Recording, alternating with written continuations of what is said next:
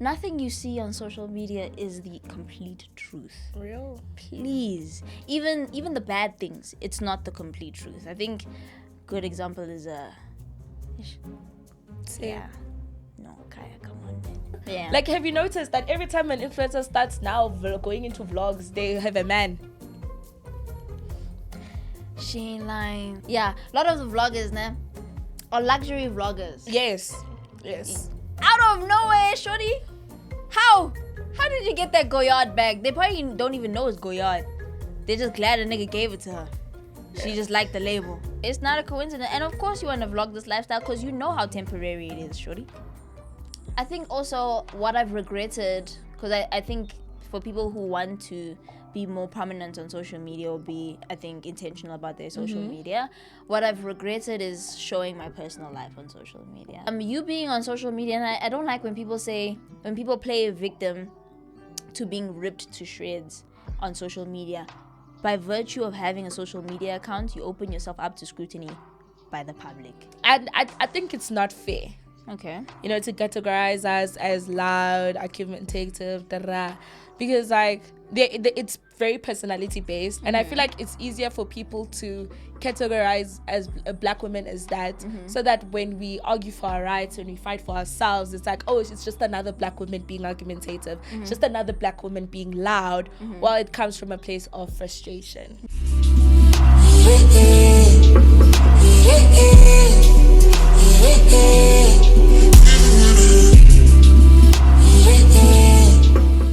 Hello, hi to Go Mommy Dearest. Hi, I'm Kai, aka Adi. And welcome to Thought Digest, where we amplify conversations one thought at a time. Welcome, I got a bone to pick with the whole internet. No. I with came the whole interwebs. I came with fighting hands, today. Did you really? Yeah, I came with the fighting Yeah, spirits. no, last week's episode caused a stir and a half. We were good. We were oven baked. Rightfully so, actually. No. Go ahead, girl. Okay. In a sense, I do feel like our delivery was not the sweetest. And I feel like some things people, okay, I'm gonna just 3 things. Firstly, someone was talking about our delivery, that, hey, you must say things with grace, and I honestly believe that when you say something people don't want to hear, it doesn't matter how you put it, they're gonna always find something to cry about. So, like, for instance, the Bible, Jesus calls us fools. You don't find us crying and saying, oh my God, his delivery, now you are a fool, like it's the truth, so it's a thing of like, yes, I do feel like there could have been like a nicer way for us to say it. It's just that it's very difficult for me to be nice when it's truth, I don't know how to sugarcoat the truth. My friends know that about me. Like, I genuinely don't know how to. And someone said I must apologize. Someone on the comments said, apologize. Really? Yeah, they're like, apologize. Apologize for an opinion. That's crazy. Like, an opinion. It is an opinion, after like, all, it's an opinion. Like, I'm not going to apologize for an opinion I have. We are allowed to have different opinions and to not agree on everything. We are not always going to say things you guys agree with. It doesn't mean you guys are wrong. It does not mean we are wrong. It's an opinion at the end of the day. And I didn't say that. I literally said 0.01% is our fault, so you can't really like dice me and slice me for that. Like, if we wanna, we did say in the episode that it's a lengthy topic, and if you guys want us to go on about it, like, it would need like its own episode, because there's so many other factors that like we can't go into in a 30-minute segment. So that was like my second thing I wanted to address. Okay. And then what was my last thing that I wanted to address? What? Oh, yes. There was a part where I said marks don't matter in varsity.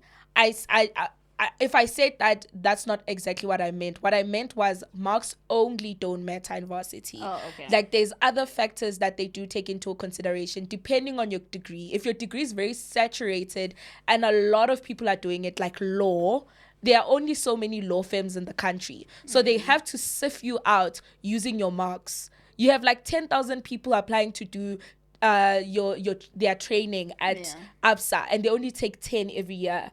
Meaning, how are they sifting them first? They marks, and then after they sift you with their marks, then it comes into what else did you do? because a lot of people get a lot of high marks. So they need to find other factors to sift you with before they hire you. So marks aren't the only thing that matter. That's what those are my 3 things. You came prepared. Yeah. You came prepared to address them. I think, again, it's a very lengthy topic, and if anything, on my end, the reason why I just let you do the majority of the talking is because this is one of the topics that I'm not so knowledgeable about. So I took a step back. I very much shut up when I don't know much about what I'm talking about. However, in hindsight, I realized that I do know a lot about what we're talking about. Because I sat down, I'm like, wait a minute, I studied political science. Kulumakel. My goodness, I have a whole degree. So, in hindsight, I think I should have leveraged my knowledge according to what I studied and the role of the government in improving society and the economy and the livelihoods of the people. I should have gone that route. I think maybe in my mind I was looking at it from a historical point of view, also kind of a philosophical point of view, when I think the anger, our audience's dissatisfaction with our take on unemployment was because they were expecting a more political point of view. Yes. And I think I neglected to express that last week. Oh yeah, someone did say that we aren't educated to speak on it, and we don't have the capacity. That's the comment that made me. And I was like, no, whoa. Actually, we are the people to talk about it because we are the unemployed youth. You know, unemployed graduates. Yeah, we are unemployed. We hold degrees and we don't have jobs. Yeah. So this was a topic that genuinely resonated with us, and I did reply to a comment saying that I took the topic on the point because there's so many facets of it. There's the political, historical, so many facets of this topic, and I took the facet of what you as an individual can try do about it. Yeah, you know, that was the facet I took. It doesn't mean that you took more of a, I'm gonna say social. Like how you as a person in this type of society can go about it. That's the facet I took. As the political facet, there's a political facet. We can add it. We can maybe come back to this topic episode 13, and then Caiah can fill us in on the political facets of it. I can't believe I didn't look at it that way.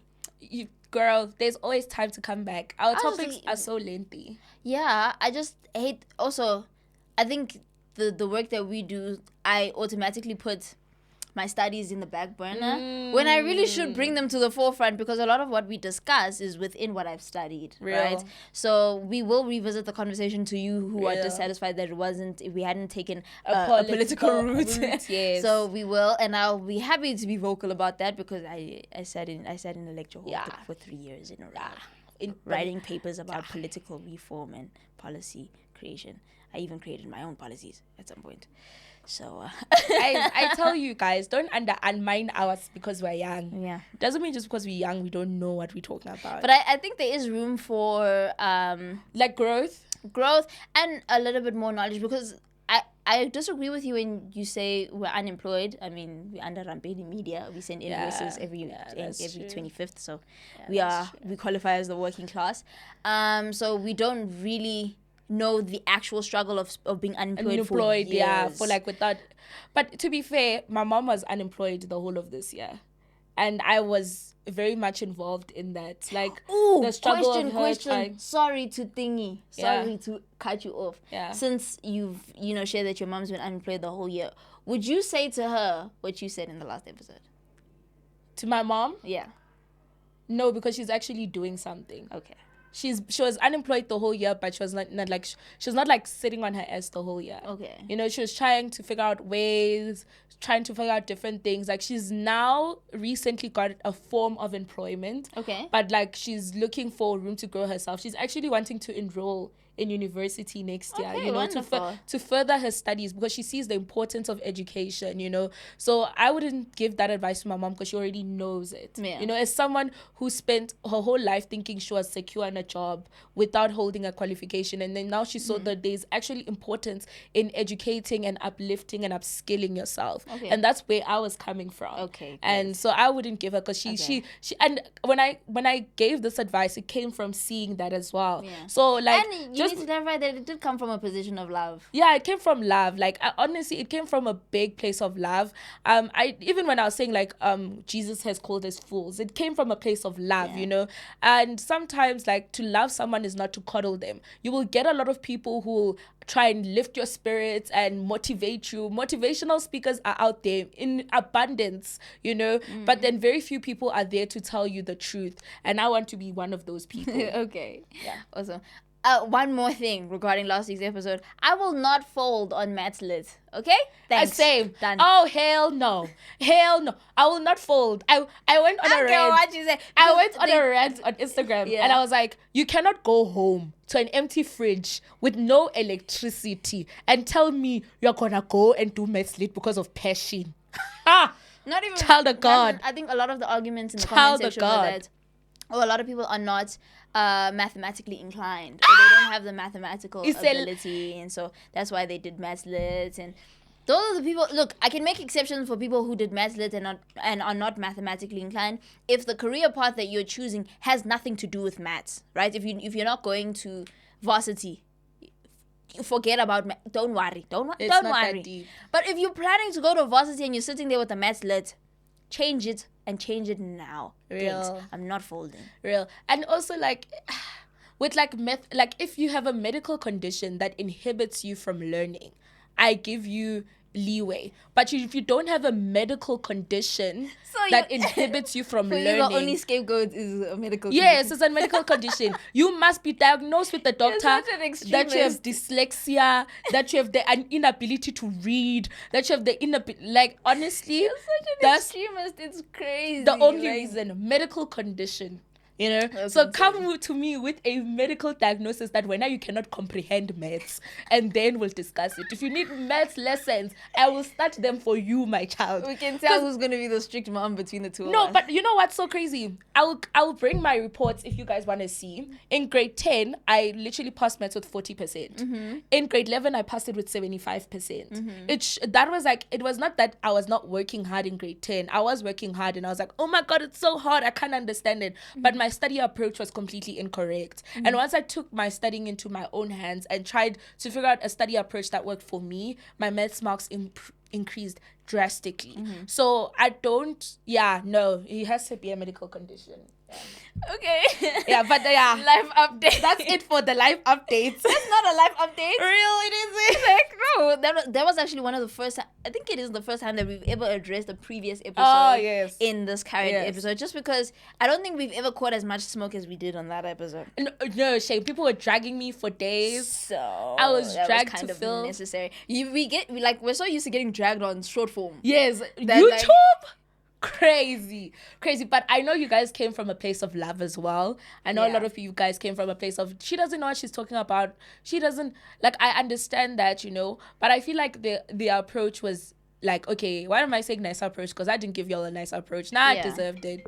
I deserve to be cooked. Why is your phone not on silent? 17. My mom calling me. My mother. Mom alert. Actually, that's in light of our life update. Go ahead. Yes.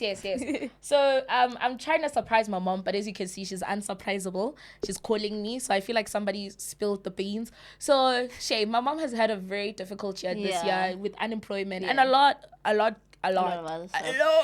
You know, so it was her birthday last week on the 18th, and what the heck? Our parents share birthdays. My dad is on the 18th. Oh, that's crazy. That's crazy. So it was her birthday last week, and I didn't get to do anything for her last week, you know, because I just didn't have the means last week. So now I got the means, you know. So now I'm planning like to surprise her, like, you know. So I told my siblings, I think that's why I feel like my sister spilled the beans. Because I told my sister what I was planning to do, and I told her, bath your little brother, right? And then change your outfit and get dressed and say, no, you're getting dressed to take pictures. And then when it's like the last minute, like the last hour, then I'll call her, tell her to go bath. And then I'll tell her about the dinner. But she doesn't know that at the dinner, there's like a cake waiting for her and balloons waiting for her. She has no idea that that's what is waiting for her at the dinner.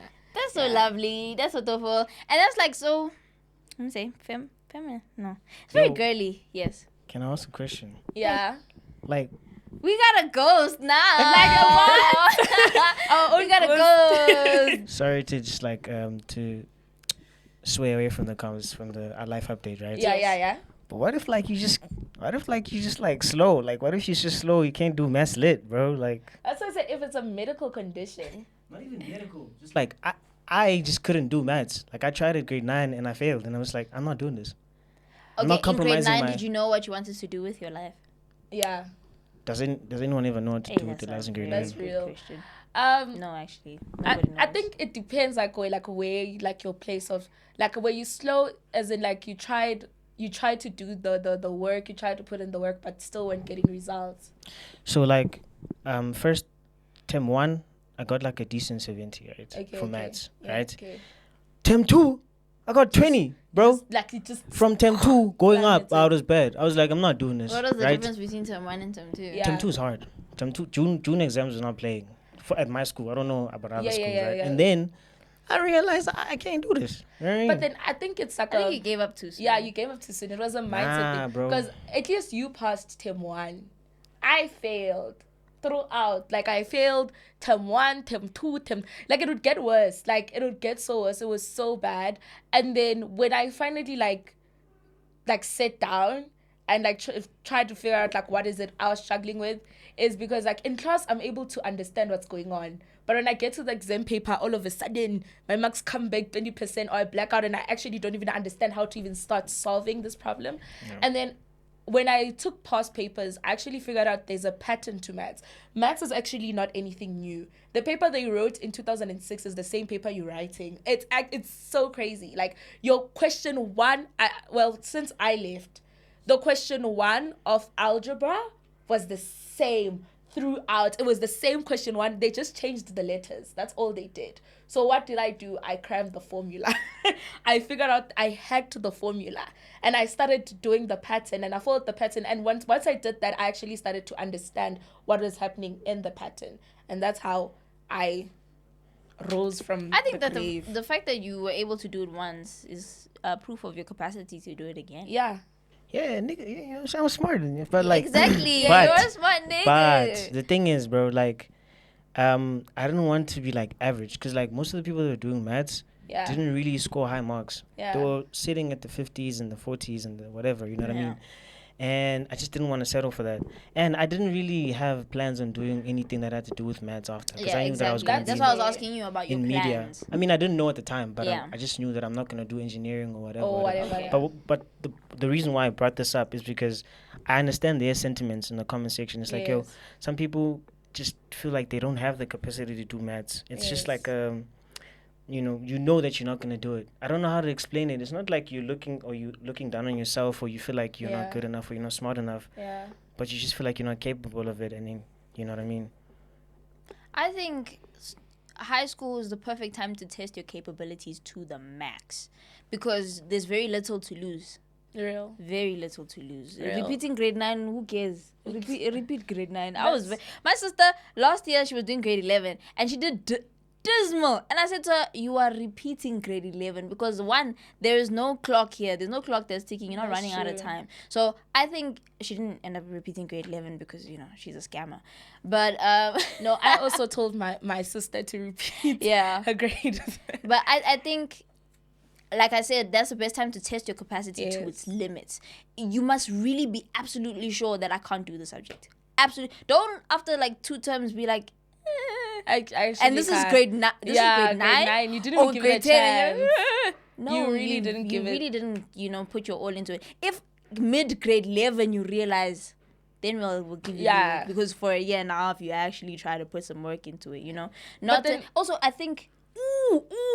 We're staring away from life update again. But along this topic, right? I think that whole mindset of maths is not for me, I can change it, what is encouraged by that 30% pass mark. Yes. The fact that our education system made 30% a flippant pass mark allows people to get away with the bare minimum. You are not, your mind is not challenged. You are not tested to your limits, your academic limits.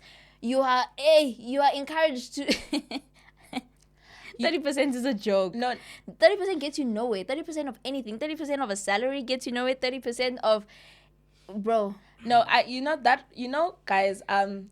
I understand why the current Minister of Education wants to remove that pass rate and maths lit in itself. Is because the reason why they introduced maths lit and that pass rate was to get people out of high school. So they tried, and that was literally the point. We're just trying to get people out of the system, the education system, and we're trying to get them out of high school. But they got you out of high school to where?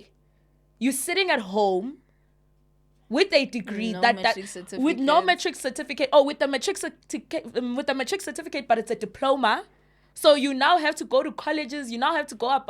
You now have to do all that, and their goal literally was just to get you out of the system. Yeah. And it didn't benefit you in any way. You thought it did because now you are passing every year. Yeah. But now you're sitting at home. You're talking about your capacities and all that. Well, really, you are not fully tested to the limit because they forced you out of the door. Yeah. They forced you, and sadly the communities and the environments in which we're raised in, they don't encourage education. We want fast life, want to hustle, we want money now, type of thing. So you really aren't willing to sit and actually try.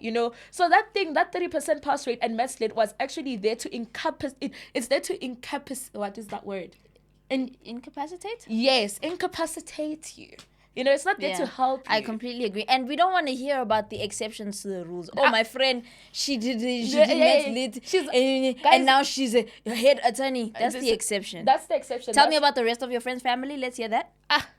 Real. And I did say you can't use 10% of the people who managed to get out for 100% populace. What about the 90% who you told that lie, who are now sitting at home doing forex? Sorry. Life updates. Life updates. I'm very happy. I see it. Very happy. Very content with life. I think life is moving in a favorable direction. Very fast though. A lot of massive changes are coming my way, especially let me say in my personal life, not career-wise. Career-wise, you'll see in the next few episodes that praise God, don't digest this. But in my personal life, a lot of massive changes. And let me not say that. But I will no longer be... all you need to know is that I will no longer be having electricity and water problems. Real! I'll no longer be coming in and saying, oh, there's no water, sorry, I'm late. So, yes, I'm very excited about that. Also, my social media detox is going really great. Yes. And for the first time, I think the day before yesterday was the first time that I was actually on my phone the whole day. And at the end of the day, I felt so depressed. Oh my goodness, I felt so depressed. I felt like my life was not moving. I'm stuck. Hey, I'm not creative enough. All of these intrusive thoughts started, flooding my mind based off of just having been on social media the whole day, scrolling through people's profiles and all of these things. And seeing what they do. And it consumed me to the point where I was like, oh my goodness, I had been living with this consumption for months and months, not having realized it because I was using social media in the name of work and it's fun and being, interconnected or whatever. But I realized, and this is part of our Go Chat topic, that I realized social media really does affect your mental health in a bad way more than in a good way now, especially in 2024 where it's hyper reels, it's money oriented, it's lifestyle oriented, it's it's nyash. Also, again, that leads to our main topic about the black woman stereotype and social media. I'm so excited. But yeah, please, if you guys get the chance, I know some people's lives don't allow, but if you do get the chance, detox from social media. Yeah, that's goodness real. gracious. So that's that real. has really helped my mental health. Also, not to present like a utopic sense of self and being and life. Let's go down a rabbit hole. Body dysmorphia has me by the balls. Ooh, boy, child even of though God. I don't have. Well, metaphorically I have, but physically I know. But it has me in the chokehold, by the balls, by by the nape of my neck, by my hairline, now that's by so real. Everything. I can't believe it. I can't.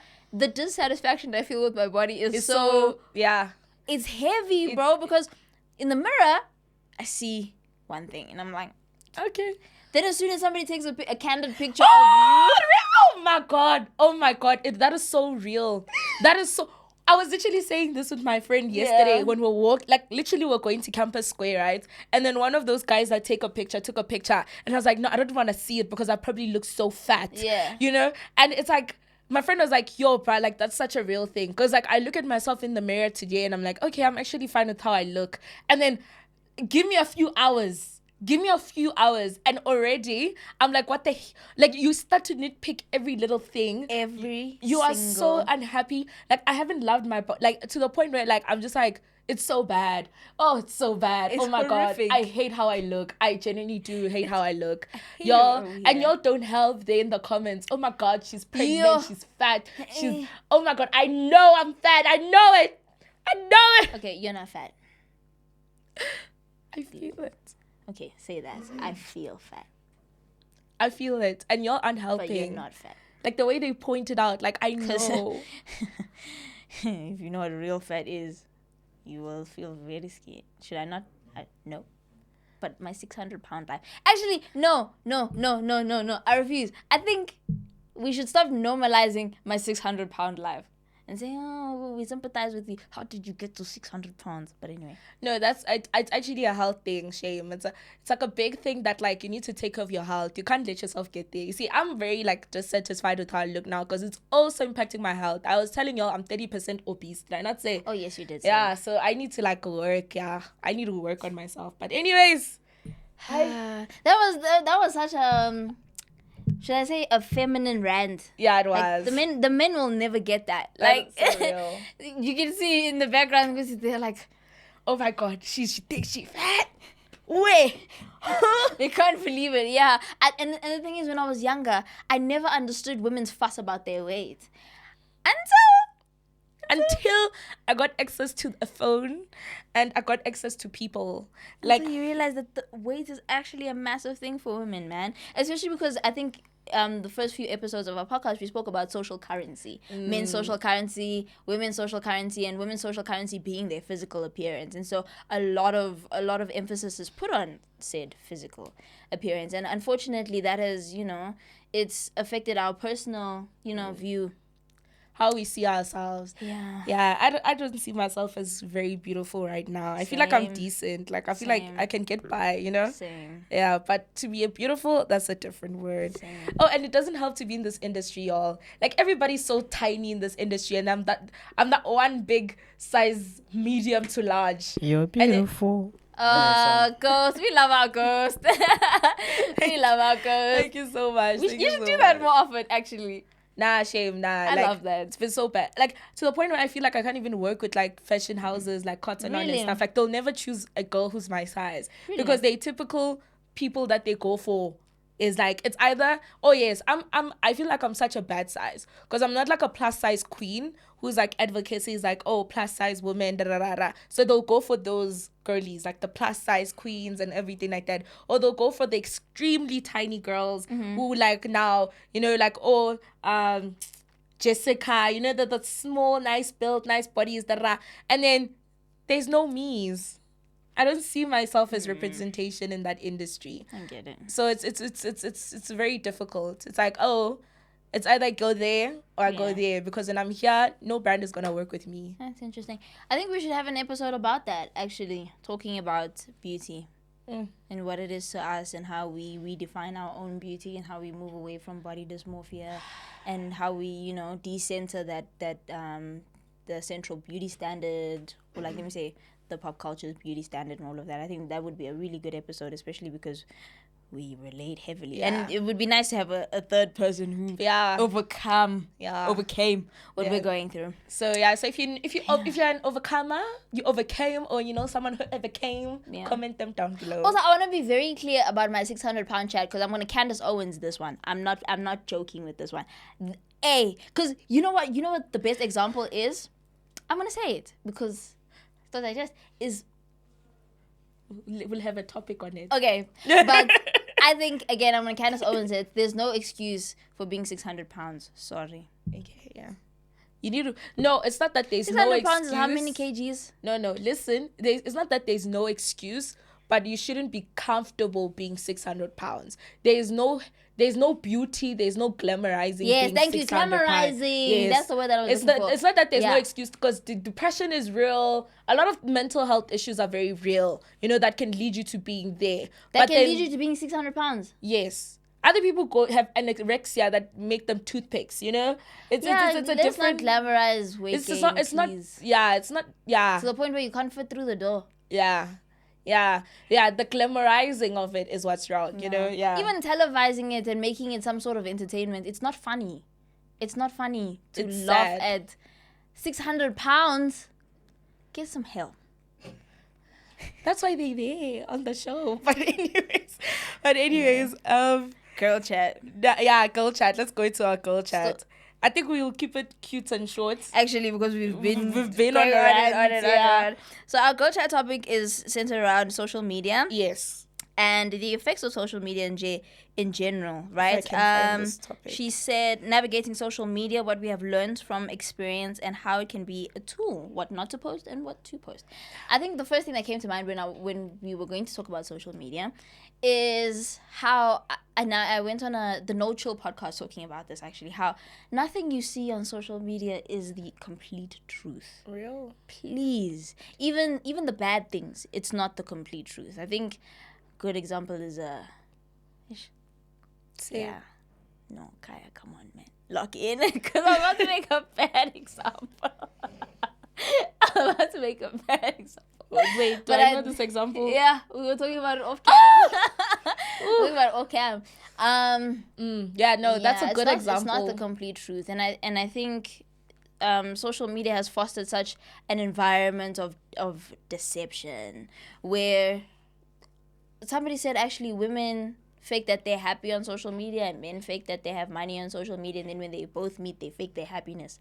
So that's very true. There's a lot there's a lot that's not real. Even like your favorite like YouTubers and influencers, the ones that you aspire and look up to, like they'll post like at apartments, at like, oh, house tour, apartment tour, oh my god, look at me, oh my god, fashion, lifestyle, most of it, for most people, that's not their real lives, y'all. Just when we escaped last week's cooking. No, but it's the truth. For most people, it's not their real lives. Like, that lifestyle is funded, you know? Yeah. Like, have you noticed that every time an influencer starts now going into vlogs, they have a man? She ain't lying. Because a lot of the vloggers, nah, are luxury vloggers. Yes. Out of nowhere, shorty. How did you get that Goyard bag? They probably don't even know it's Goyard. They're just glad a nigga gave it to her. She just liked the label. Because it looks... Yeah, so like... It's not a coincidence. And of course you want to vlog this lifestyle because you know how temporary it is, shorty. You need the memories. You need that digital footprint because you know if that man exits your life, phelile ngama-Chanel, phelile nge-penthouse view, phelile njenge-weave yase-San Hair, San HD. Okay, social media. Yes. Don't believe what you see on social media. And I think also a lot of people use social media as a digital diary, which I will caution against. It's nice to use the platform as a place to express yourself and your creativity. Do that. I think the best approach to social media is marketing of the self. Yes. I think you look at it that way, because if you look at it that way, you're less likely to make some detrimental mistakes if you look at your social media accounts as a way to market who you are. Not even if you're not a brand. No. But as a person. Because now when you meet somebody, it's common to go straight to their social media and see what they're up to and see what they like and see who they follow. That is sort of a hyper real, or sort of, let me say, a trailer of who they are. And so present yourself as you want to be, you know. What is it? Present yourself as you want to be received. I was actually about to go into that because I attended a conference. I've attended a lot of conferences in my days. I attended a conference and they were basically talking about how the days of resumes and CVs are over. Okay. You know, now your CV is your social media, how you package yourself. Like, you have platforms like LinkedIn. LinkedIn is also social media. Be active on LinkedIn, children. Yeah. LinkedIn, you have your Instagram, you have your YouTube, whatever. You know, those now have become your resume. You know, they've come to show. That's where you can put everything you want to put there. All the things you've done, you put them there, you know, type of thing, you know. So it doesn't help if you have a social media account and it's private, because you are stopped. Like sometimes like firms, like all of you, here you are. Lily 6, all of you have 70%. That's all your marks. You know, all of you have like done like the 2 book things to do, you know, like you have your perfect cute little CV with everything that you can put in that thing. But what makes you, like, firms want to hire people that match what, like, they want to hire someone that will fit into their firm. And how they see whether you fit in or not is who you are. And the best way to see who you are is your social media, what you do, what you like doing, all those things, you know. So you need to present yourself in a way, if you want to be in corporate, that you want your employers to see you, because they will definitely check your social media. Also, there are people who, thank you for providing a corporate perspective, or a perspective of somebody who wants to go into corporate. If you want to go ham, please make that thing private. Even if you make your social media private, there are chances that that's gonna get out eventually, because not everybody on your Finsta cares for you. Not everybody on your Finsta has your best interest at heart. The content on your Finsta, if you make it big enough, or not even if you make it big enough, you piss the wrong person off, your Finsta content is going live. Okay? So social media is no longer a safe space. Please don't be deceived anymore. Great. If you want a community of people who want to, or if you want to create content for a community of people, do that on WhatsApp and privately share that story, because Instagram, Facebook, TikTok are no longer platforms for unhinged self-expression. It's done. Because, and I saw it with that trend, me when I wasn't a drunkard versus me me with an alcohol problem versus me without an alcohol problem versus me with an alcohol problem. That trended, and it was funny, it was hilarious, until we also saw the repercussions of people getting laid off from their jobs because they were having fun on TikTok.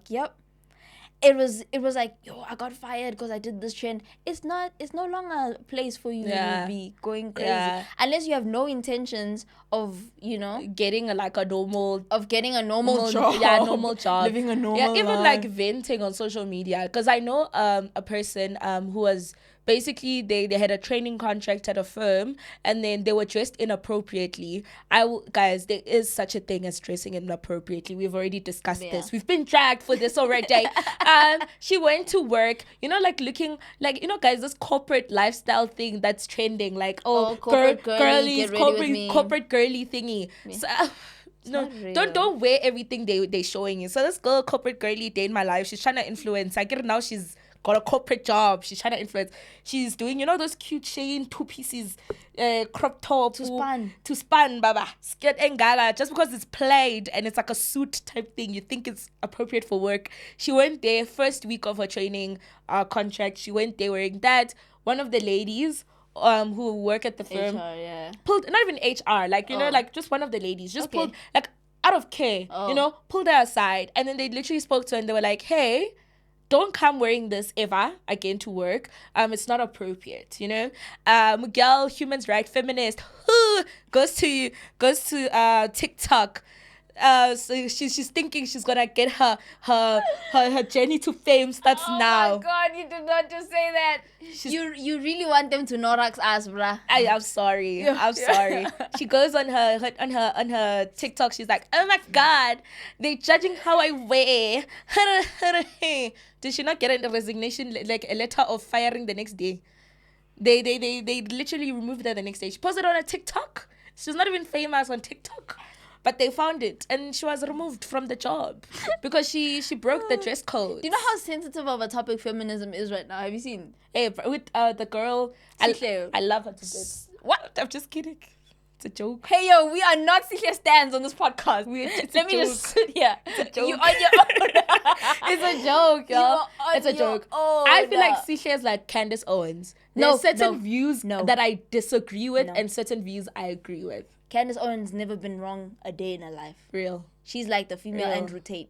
You know what I'm saying? Real. I love Candace. I've always, even when people hated her, I was riding Candace's bus. She's never been wrong. I don't care what you say. They call her anti-Semitic for calling out Jewish people. So now we can't call... Bro, Candace Owens on it. Sihle, however... Sihle, bro. Let's take a few steps back, okay? Actually, let's get on the podcast. Yeah, I want to hear some of her views in person. I don't completely disagree with her views. I just feel like she's she's very one-sided with her views. You know, she takes it from black and white with her views, you know, and everything isn't always black and white. I learned that from this podcast. Yeah. So yeah. Also, So I social. think, yeah, we're going back to the topic. Yeah. now because Yeah. it's still, I think also what I've regretted, because I think for people who want to be more prominent on social media or be, I think, intentional about their social media, what I've regretted is showing my personal life on social media. Oh, I've regretted that too. Oh my goodness. And unfortunately now it's like at a point of no return. Now it's But there. yeah, now it's there. But if you are in a position where you haven't done that, please don't, because like I said, it's no longer the safest place for you to express you know, the most delicate parts of your life or the most intimate parts of your life, because the internet will rip you to shreds. Also, you being on social media, and I don't like when people play a victim to being ripped to shreds on social media. By virtue of having a social media account, you open yourself up to scrutiny by the public, unfortunately. So we're not, like in the beginning of this episode, we're not crying and saying, no, why are you guys cooking us? We have a podcast. It's licensed to be cooked, you know. The moment we sat behind these mics, we knew Guti. So peg. But But when we take it laying down, hell no. Take it laying down is so nasty. Oh my god. Your minds are so far. Yo. Zifer. Pause. I told you, I think like Pause. a married woman. Pause. Take it lying down. No, guys. I think like a married woman. Can you blame me? We won't. Yeah. But it's a thing of like, yeah, it is licensed to be scrutinized. Do you have any regrets about your social media activity? I wanted to say two things about being on social media. The first one just slipped my mind, but I remember the other one. For me, it's like my only regret is not doing certain things on social media. Okay. Like, guys, just because it will give you numbers, it doesn't mean it's a good thing. Like, there's people who try to console themselves by saying there's no such thing as bad publicity. Actually, that's a lie. There is such thing as bad publicity, you know. And I feel like when you allow certain things to happen, or you show certain things, you give people permission to treat you a certain way and to perceive you a certain way, you know. So you can't be angry that people perceive you a certain way or treat you a certain way because you took advantage of that negative publicity, you know, chat. So if you want to come into social media and you're not a person who can withstand backlash or want to be known as for bad things, you know, don't take the easy way out. Don't take the trending, I'll trend today and then I'm up way out, because people will always remind you of the person you were before you decided to rebrand. You know, it's like Black China, you know, she's rebranding, you know, women of God now, but then she will always remember who she was. That's the sad reality about being on social media. Yeah. And the other thing slipped my mind. Do you think it's possible to keep it real on social media? Is it possible to keep it real? No, man. No. I think to a certain extent. I- About certain topics. Yeah, no, you can't keep it real about certain topics. Yeah. You can be completely honest about certain topics, you know. But I think it's a sad reality that, like, we have to filter ourselves to a certain extent. But also, hey guys, with social media, people love you when it benefits them. Like, it's such a sad reality. Like, I see it with the Kane. Do you know Kane situation? That's exactly why I asked that question. Like, I see it with the Kane situation. Like, people will support her now. Like, oh, Christian Rock, Kane, Tando, name them all these people known for bad publicity. People support them in the beginning because the people who support them look down on them. And when people look down on you, they support you because they feel like they're helping you out. Like, oh, let's lift her up. It's a savior complex that people on social media have. That's why they like to say, we made you. Savior complex, you know? So they want to feel better about themselves by giving you like a platform and like, we're lifting her up. We're giving her gifts. Like all these people that go to Big Brother or Temba and then people give them houses out after. They don't give someone who's got their shit together a house after father. They give someone who's on drugs, who's drinking, who's deadbeat dad. Because why? It's a savior complex. We're helping you. Moment you get your ish together, they will leave you high and dry because you no longer feed into their egos. You no longer feed into them. Now they leave you. Now they're angry. Now we're canceling you. Hey. Now, I was never riding the cane train. Now it's new. Because she getting her ish together. So that's the thing with social media. So if now you wanna ride, but she wrote it well and she knew what she was doing. UK knew. She said that y'all are stupid. She literally told her people that. She's like, y'all are actually so dumb because I come here and I play a play and I play like I'm abused and everything like that. And I saw it work once and I wrote it.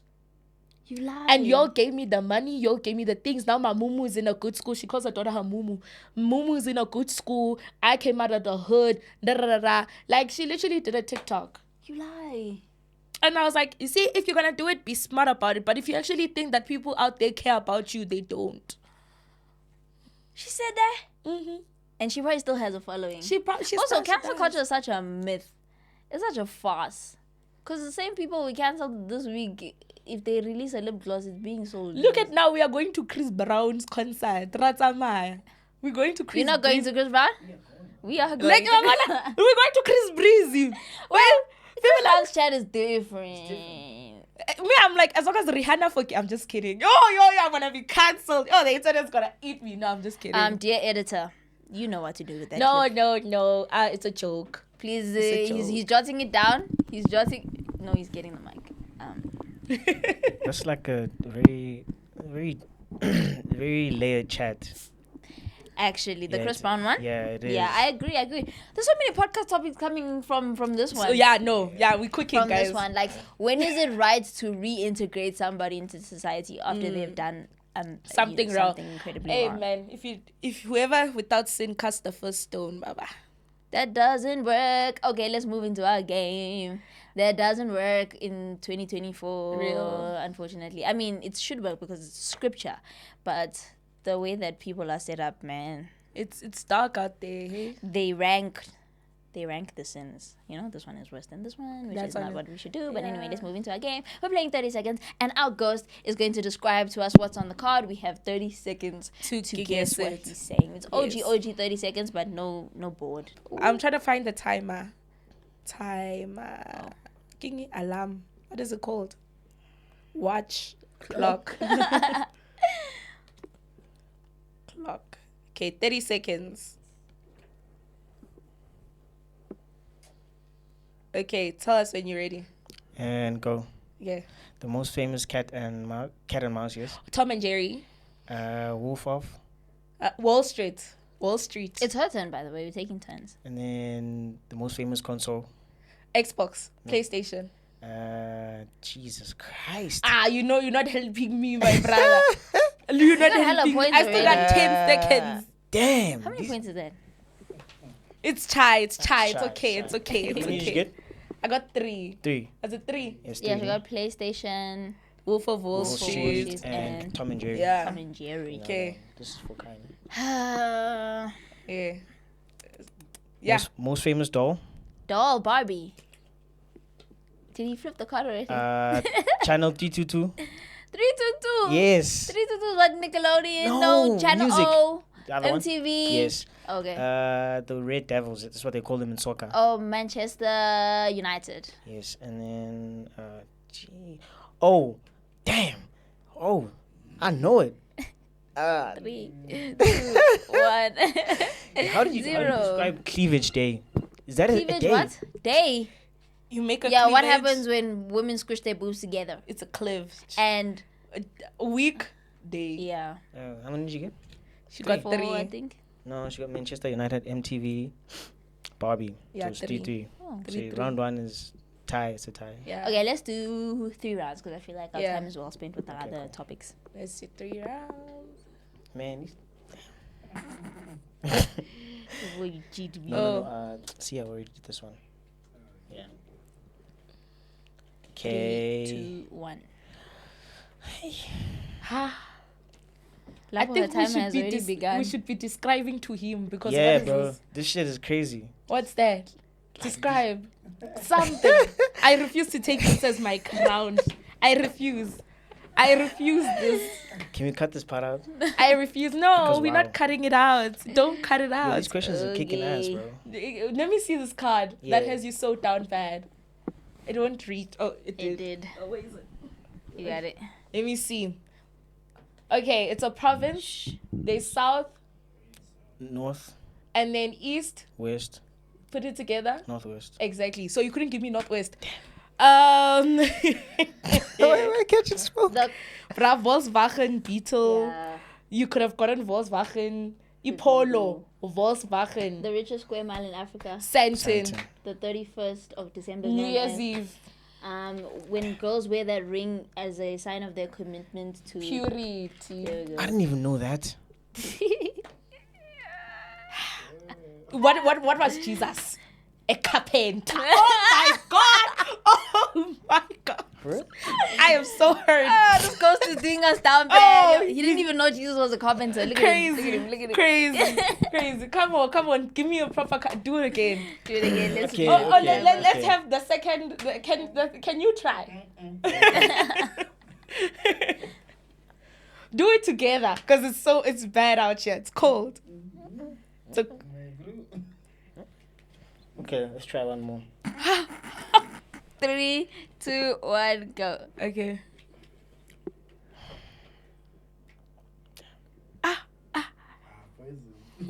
You wanna try? Do you wanna try? Actually, no. Bring us here. You know what, Bring Kaya? the cards. Bring the cards. We Bring will the cards. describe to each other. You know what? We will describe to each other. I don't want to show on camera, and people are gonna know it's me. You'll cut yourself out. Come. Okay. It's still you need a round. I take from out there. Yeah. So guys, Kaya's gonna be describing to me. Our ghost is really bad at 30 seconds. He's horrendous at it. So yeah. Yeah, are you ready? Yeah, boo. Okay, I'm starting. Okay, holiday season where we celebrate Jesus' resurrection. Christmas No, Day. resurrection. Oh. Death and resurrection. Oh. Has a bunny. Easter. Yes. That cereal that takes a lot of milk. Oh, wheat picks. Yes. A rapper with a really long cap like this in SA. He's a white guy. He's a white guy or a colored guy. Yeah, he's a rapper with a I really don't long know cap. him. Afrikaans rapper. Okay, you don't know him. Article. The They are it's fine. It's an island on the side of Africa. Just guess. Your time is Robin. up. No. Side of Mozambique. No. Mozambique's not an island. Africa. Madagascar. Yo, no, Mozambique isn't an island, shame. So you couldn't give me anything from Madagascar. I wanted to give you the eighth wonder of the world, but I didn't know how to describe it. Okay. I don't know how much I got there. I also don't know. Our ghost Okay. is not even counting. Okay, at this 3, point. Yeah. 2, 1. Okay, okay, article, The East. West. It's a country that Bengal. What's the West India? Okay, no, it's fine. Oh yes, the car he couldn't get, Volkswagen. and then the whole car. I said it's a what? A Volkswagen Beetle. No, not Beetle. Volkswagen My dad drives a Polo. yes, Volkswagen Polo. yes. Oh yes. How did I know? That was 30 seconds? Yeah. I don't even know what your dad drives. Indies. Oh, I was like, India. Volkswagen. I was about to get. What was the thing in the sky that moon. appeared when Last was Friday night. This was a rubbish card. it was Okay. really Let's difficult. move on. Yeah. It's a luxury car brand with 3 spikes as the logo. It comes in a V class. Maserati. No, it comes in a V class. Comes in a C class. Mercedes. No. Say the full name. Mercedes Benz. Yeah. It has spikes. The story of the person who helped. It's a Bible story. The Good Samaritan. Yes. Our national rugby team is known as. The Springboks. Yes. Karate legend, not Jackie Okay, Chan, the other one. Bruce Lee. Yes. You got 4. That was good. I'm good at describing, guys. But then what? Mercedes Benz does not have the spikes. it has those 3 spikes, guys, I like see this. Mercedes Benz. I see Mercedes It's not Benz. 3 spikes, guys. Mm-mm. It 3 has points. You see, you say it spikes. I meant to say 3 points. I meant to say 3 points. Okay. Are you ready? Yes. Victoria. Secret. No, the other Victoria. Victoria Beckham. Her husband. David Beckham. Yes. It's a game with numbers. It's like a blog. Sudoku. Yes. It's a beach in America. We wanna go to Miami. Yes. What's this? Ooh, Abel and who killed Abel? Cain. Abel. When you fly, you flying in there. The sky in the air. Yes, Oh, and then air. But it's an airline. Air what? Oh. Air Namibia. Oh, I would have never guessed that. When I leave the station. Oh, okay. 2 more That rounds. was so This good. is fun. That was so good. This is fun. Okay. Okay, the country we're in. South Africa. News reporting station. CNN. Yes. Novest. Kespa. Yeah. The ghost.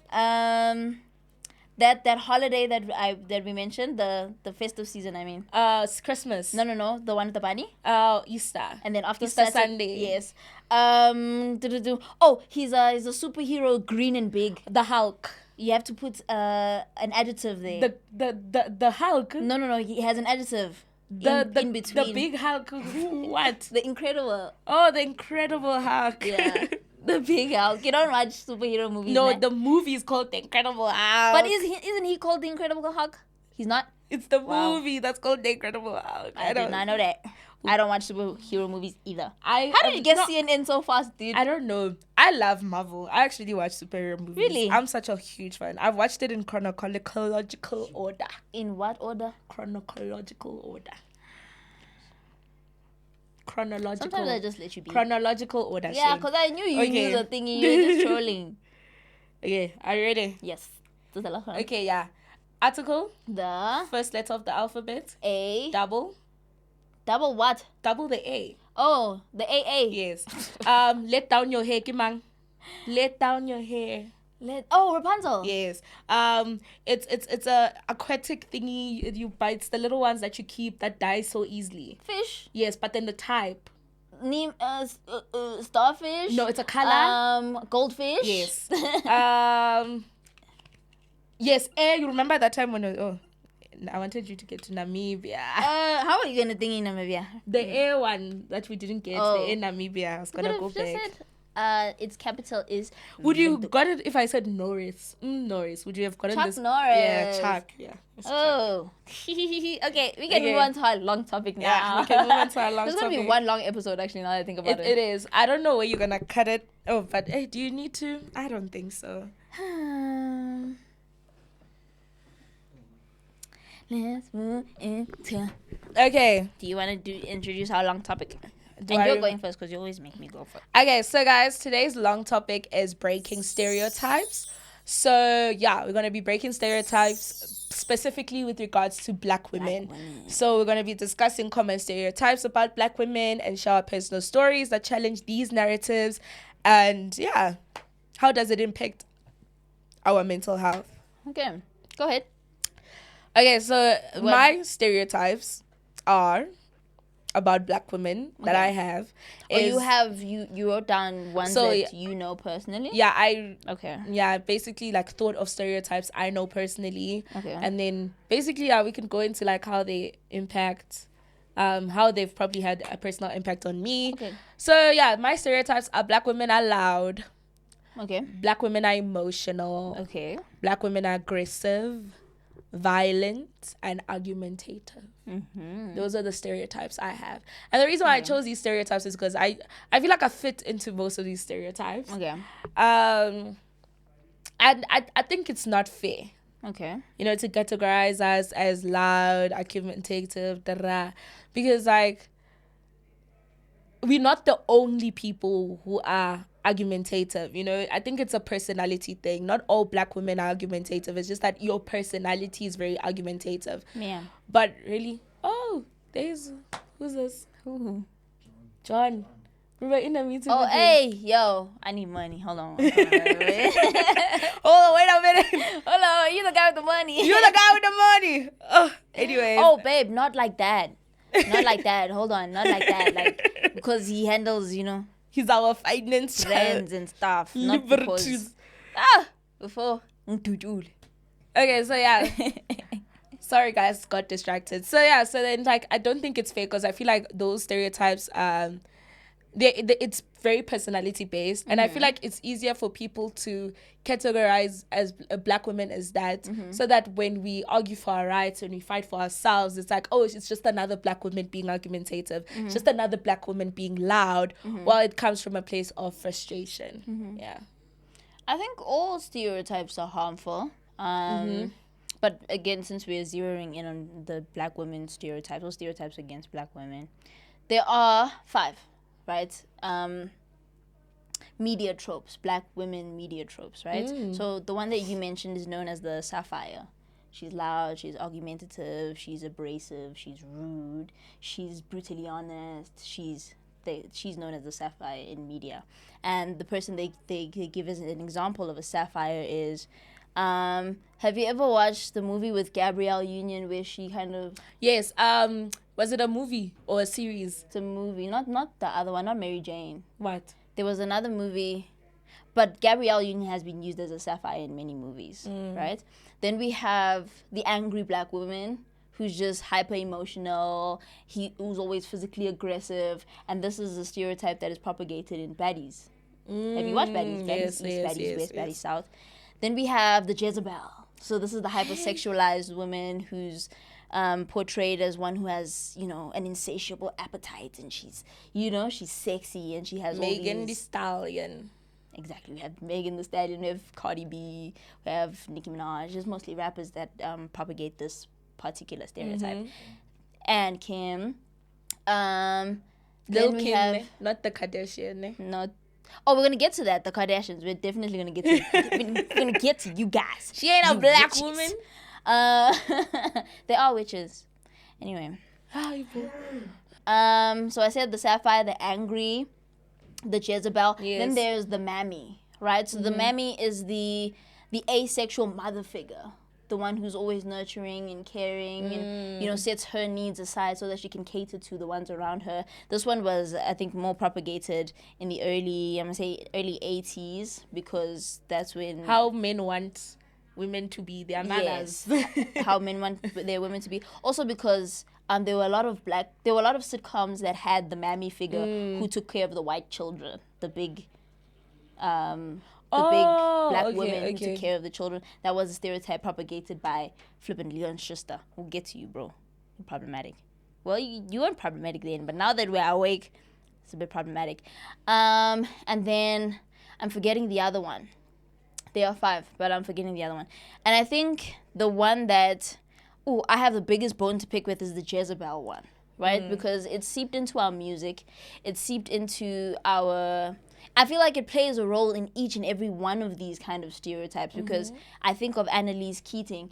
I'm trying to think of the career-driven one, what the name is for the career-driven black woman, but that's a stereotype as well. The one who's always, who's the problem solver. Yes. I'm trying to think what the name is for that one. Very successful. Yes, very successful, very career-driven, problem solver, always wants to get things right. And we have an example of that in Annalise Keating, so How to Get Away with Murder, and Scandal also. What's her name?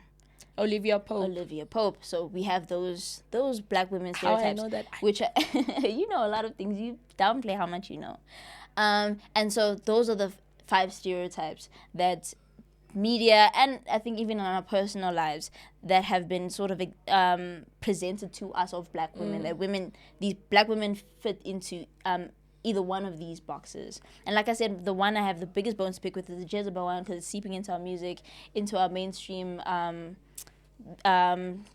movies and series and all of these things. And it is very detrimental to the way that black women view ourselves and the way that black women are viewed by other people. Particularly the one that I think impacts the way that we view ourselves is the strong black women one, where there sort of is a pressure to suppress emotion and just keep moving. And if you don't do that as a black woman, you're too soft. Even in South Africa, this is known as the Mbogoto. Yes. Where it's like, the media, not even the media, but I think even our communities sort of expect us to have a higher tolerance for pain and for struggle, because we're black, and because we've exhibited this amount of strength for years, we should be able to continue moving in this manner. And I think that's detrimental because then we gaslight ourselves into keeping it moving, you know? And I think as firstborn black daughters, that shows up all the more because we're deputy moms, and we also have to be career driven, and we also have to learn how to be assertive, and at the same time, you know, feel beautiful and feel sexy. And I think you spoke about this when we were talking about body dysmorphia, how for a very long time you didn't fit into the black woman stereotype, and that affected how you looked at yourself. But that's a black woman stereotype that has been created by the media. This whole Jezebel, she got to have a big booty, she's got to have big breasts, she's got to have big lips stereotype. Yeah, well, like when Not all black women are like that. Funny enough is that when you mention these stereotypes, now what comes into my mind is that the black men and society knows how to oppress you with each of these stereotypes when it suits them. Okay. You know, when it suits them, they will find a way to be like, oh, you should be more strong, you should be more confident, you should be more when you're trying to be in your feminine era. You know, when you're trying to be in the a man must take care of me era, they want you to be an Annalise Keating because it doesn't suit them when you want a man to take care of you, to be a provider, because no, you must be independent, you must be this, you must be that, you know. Like, why did the women go and fight for our rights, you know, our right to vote, if we're not going to be a soft girl, you know, type of thing. So they propagate that stereotype when it suits them. Then when you are that strong woman, that go-getter, that goal-driven woman, it's when do you have time to build a family? You know, you should be homemaking. You know, you shouldn't be like there trying to climb the ladder. You're going to be dissatisfied when you're older because you're going to sit there all lonely with your cats. They make you the cat woman, you know, you're going to have cats and stuff because it doesn't suit them when you're goal driven in that instance because you make them look bad in the positions that they hold because we normally tend to overachieve, you know?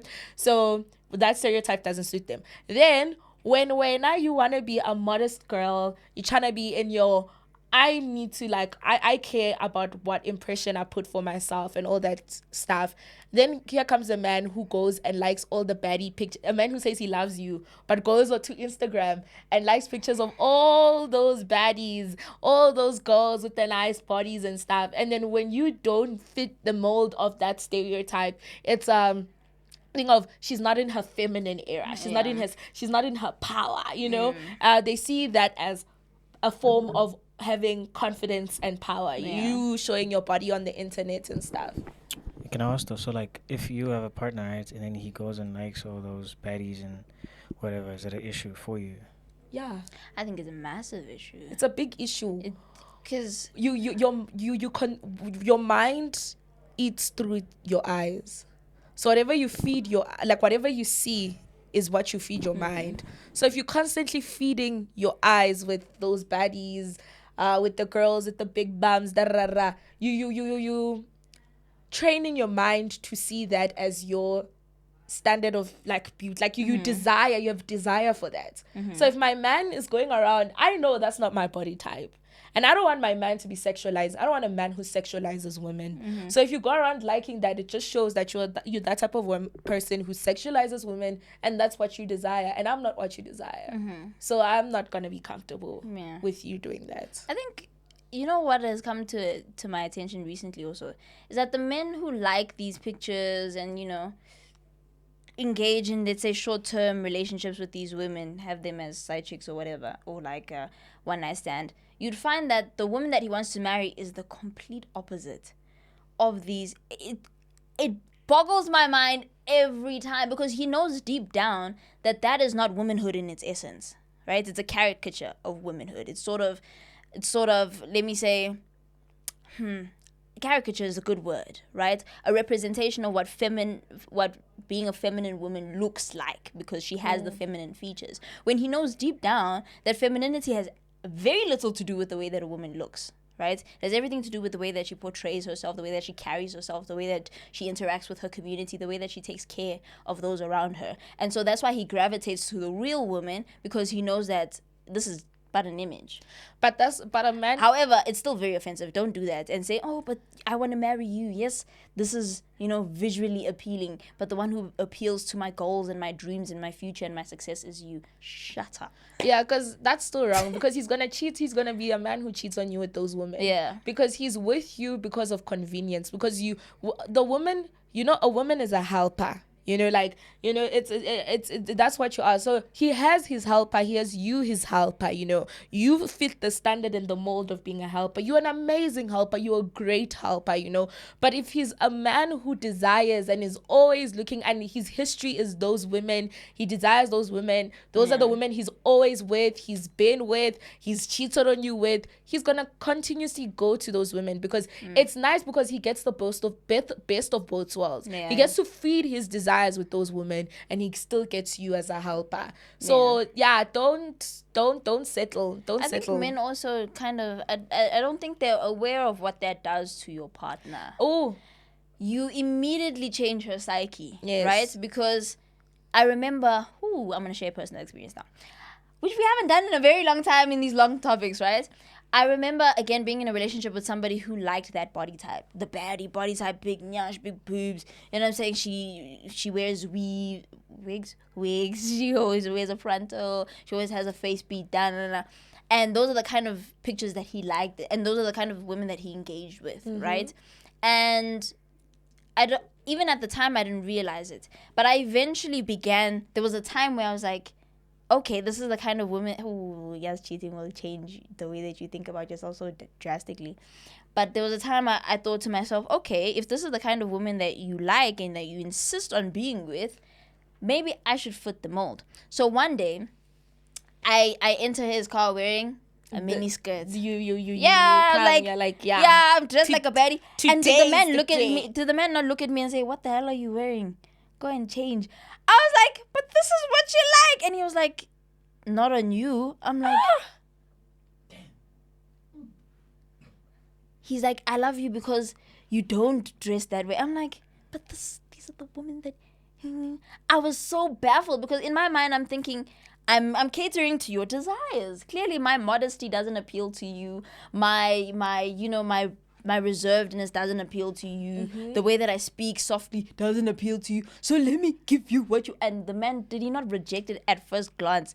Didn't even take 2 looks at me, and he was like, go wear a longer skirt. What's happening with you? Right? And that's when it clicked, like, oh. So there's not really, there's a dichotomy, and it's one that I will never understand. Maybe we need to have a man to come and explain. I think that raises the question, how do we combat these stereotypes? Because I think we've veered off.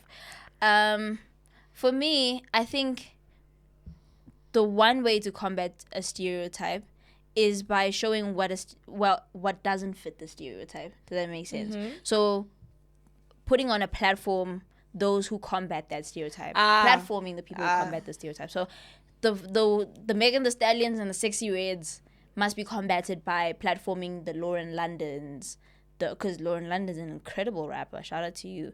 The women who are talented and their talent isn't overshadowed by their nudity, right? So platforming those people. Yeah, and stop finding... You see that thing for fast money, quick money? You're selling your soul for fast money, quick money, because Hollywood loves the stereotype that sex sells. Sex sells. They love that stereotype a lot. Like, oh, I need to do this. I need to show my boobs, my ass, and stuff like that because sex sells. Oh, I'm combating, like, oh, why is it that male rappers can talk about ass, titties, but we can't talk about ass, titties, and we're taking back our power. I don't think it's actually taking back your power when you talk about those things. I feel like what you're doing is you simply adding on to the degradation of...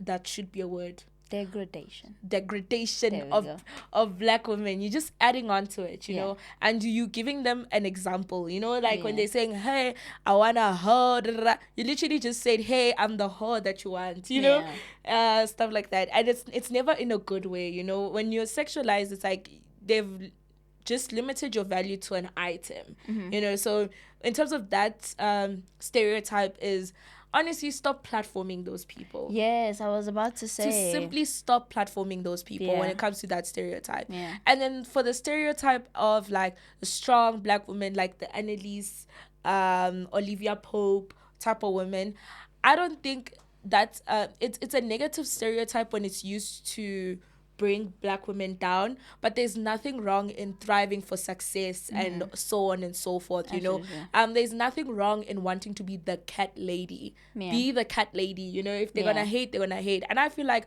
limiting black women to these boxes is just adding on to society thinking that we can't be and do everything that we want to do for ourselves. Like, you know, like, why can't I be in a season where in this season of my life to set myself up so I don't have to become a Jezebel to survive. Yeah. I'm going to be an Annalise Keating. I'm going to be an Olivia Pope for this portion of my life. Once I'm secure in this portion of my life, I then go into motherhood. You don't have to rush motherhood anymore. You don't have to give birth to 7 babies anymore, you know. So you can start planned parenting, you know, at a later stage. So there's nothing wrong in working hard for yourself in the now. Yeah. And then in terms of like the loud, aggressive, like stereotype, you know, don't give people the opportunity to use that against you, you know. I feel like that's something I needed to learn because I'm very like argumentative. I'm ready to come at you hard, you know. But I realized that when I do that, right, even though there's completely not okay, to a certain extent there's nothing wrong with that, all that's doing is hurting me because people stop listening to what I say and instead focus on how I acted. You know, what I said could have been right, but because of how I acted in it, people completely forget that. So if you are that person, sadly we live in a world with other people, so try. She said, sadly, there are other occupants. Sadly, there are other occupants. So you gotta like accommodate these other occupants. So you gotta like deliver your thought processes in a way that's calm. Even if someone is angry, calm. Because they won't see the black man screaming at you, but they will see you screaming at them. Yeah. I'm all for deplatforming people. I think also let's bring back a little bit of shame.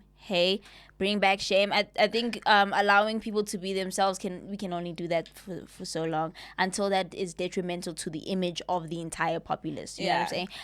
And again, when you put yourself on a public platform, you're held liable for how you represent the people you come from, right? You're held liable for how you represent women, how you represent black women, how you represent Christian women, how you represent, do you know what I'm saying? Because you are on a public platform. So again, when somebody's doing something shameful, we must point it out as shameful. We can no longer be complacent with the way that we respond to people who have platforms and behave in a manner that is a misrepresentation of other people. If somebody's inappropriately dressed, we must. Even the last episode when I was wearing shorts, somebody DM'd me like, "Oh, your shorts are a bit too short, girl." And I was like, "Thanks.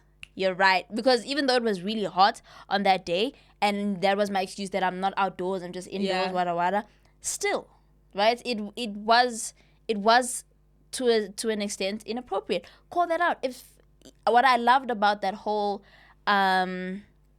the 16-year-old that was flaunting that iPhone 15, it was the backlash she received. I was like, great guys, because now we're moving in a direction where the Jezebel stereotype is being done away with. Do you know what I'm saying? Also, the TV shows that we watch, like Baddies, I used to watch Baddies too. Let's not do that, because that feeds into the angry black woman stereotype. It feeds into all those stereotypes. I think Baddies feeds into. Are literally Baddies, you know. So let's make people shameful about let's make them shameful about misrepresenting us. And also, Sexy Red, I don't know how Sexy Red got a platform, guys. How are you naming your lip gloss gonorrhea? And then people are gonna buy them and be like, I'm putting on some cut it out. Hey guys, America is a sick place. That's all I can say about that country. It's do we have any women? I think South African women do it, actually. I think South African women do an impeccable job at represent. Like, I'm talking about our idols, our moguls do an impeccable job at representing black women. Shout out Bonang. Shout out Tembi Siete. They do. Shout out Nomza Mombata. All of you guys are doing such a great job at giving young black girls in South Africa people to look up to. Thank God we don't have more Megan Thee Stallion here. Yeah, but that's the More thing. sexy braid, more. Ice Spice. I cannot stand Ice Spice, bro. Every time Ice Spice is in a music video, what is she doing? She's just shaking Something ass. about oats and eating my veggies. You know, it's a thing of like, it's because I don't think they would, I always say that there's a supply where there's demand. So when Yes, people I agree. stop consuming that type of thing, like if you stop consuming things that are sexualized, Yeah. then sex will no longer sell, and then there won't be a market for people to do that and act in that way. Also, you know? that's a white man's agenda. It Platforming is. a Jezebel black woman, It or is the woman who. because if you Yeah. look at it, like there's no white woman minus the Kardashians who do that. You know? Oh, we were supposed to talk about them. You know what? Next week we're gonna. Yeah, like there's no we're like gonna talk about. white women. They are artists. They have Taylor Swift, Billie Eilish. Yeah, so they it have those people, and then as you come, you name Megan Thee Stallion, Nicki Minaj, Sexy Red. You know, like our representation of black women in music is so bad. Yeah. But I think most issues that are detrimental to black society are white men's porn game. Like most of them. It's not Absolutely. In our next episode, we're going to talk about something that is sort of, that I figured out is a white man's game. I had no idea that baby mama culture was cultivated by the white That's man. what I'm saying. Like most Yeah. things that Yep. are detrimental to black society were created by white men. Absolutely. I fully 100%. believe that. That's why there's money in the rap industry and all those industries, because they know that if they keep you in that way, if they keep you seeing yourself in that way, you never won't elevate. Yeah, you'll never elevate. You know, I always say that like you cannot enslave an educated mind. Yeah. So now you make kids love this rap culture, this fast money culture, this buy fast cars culture, is because they're profiting. If you look at the music industry, the people who actually make money from that industry are the white people behind it. It's not those rappers that you're listening to, you know. They make Even money. the owners of these reality shows. Yeah, they make money of keeping they make money of making you act like a clown. It's literally slavery again. You are literally Sarah Batman, but you are glamorized. You are literally a glamorized version of Sarah Batman. Yeah. Sarah Batman was hypersexualized, actually. You see, she Do you know that was. she was put on display? yeah, she was put on display and they touched her and everything. That's literally what these female rappers are, like literally glamorized Absolutely. version of that. Yeah. And also like a great representation of that whole chat is the movie They Cloned Tyrone. You can watch it. know that. You should check it out. Okay, we Yeah. will. You will. Just to close out, I think I want to give us our flowers as well, Oh. because I think Thought Digest is, and many other black women-owned podcasts, creates a space for those stereotypes to be destroyed, because we're facilitating an environment of openness, of honesty, of vulnerability, which trumps the whole strong black woman thing, because we're able to have conversations about body dysmorphia, for goodness sake, about the detrimental mental health effects that cheating has on a woman, and how many times we've discussed trauma at length on this podcast. And so in order to combat the stereotype of strong black women, of a career-driven woman who kind of suppresses her vulnerability and emotions, we have platforms like this. So if you are a woman who feels like you cannot be vulnerable and that you avoid depending on people or needing help or even expressing the emotions that you have, hi, welcome to Thought Digest. Oh, that's so cute. You know, That's so cute. So- That needs to be a snippet. You tell me. welcome to Thought Digest. So shout out to us for creating that environment. Also, I think what we also do great at destroying these stereotypes is that we wear our natural hair. We wear our natural. Thank you. We do. We come barefaced. We come barefaced. Natural we wear hair. natural hair. We have But then braids. we're also very versatile with like our style and Yes. our hair and everything, because like we show that like you can be beautiful with your natural hair, you can be beautiful with a wig, you can be beautiful with and without makeup, you can be beautiful in a dress and jeans, whatever it may Yes, be. absolutely. I honestly feel like we do eat in that department. Yes, Shout out shout out to we're us. showing you that you can be beautiful. We don't, just there's as you no are. baddies on these podcasts, but you know what there is?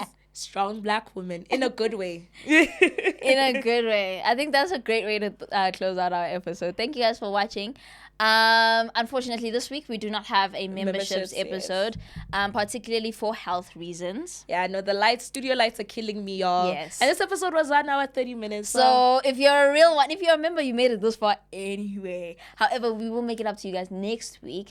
So please do join channel memberships. There are 2 options. The super thanks is a 19 Rand 99, and the memberships is 149 Rand 99. That's where you get to see an extra 30 minutes of us chopping it up about something different, or maybe concluding the conversation that we have on the main channel. And we have so many other things planned for you. We just finished with our logo, so yes, we finally that have obviously a logo. That merchandise is merch. coming. So please be on the lookout, because you know us, you know our merch is gonna eat. If you know us, you know it's gonna be scrumdily yum. So I love how we're not those girls, but we can be. You know? Yeah, so you know what you gotta do? Mindful. Let's give them what they said we so were. annoyed. Let's give them. They said we speak through our noses the last time, so let's give it to them. So you know what you have to do? You have to subscribe. You have to like. You have to comment and share the video. I know that's and tell us your thoughts. Period. And if you got this far, please give us a purr in the comment section. Bye guys, see you next week. Bye.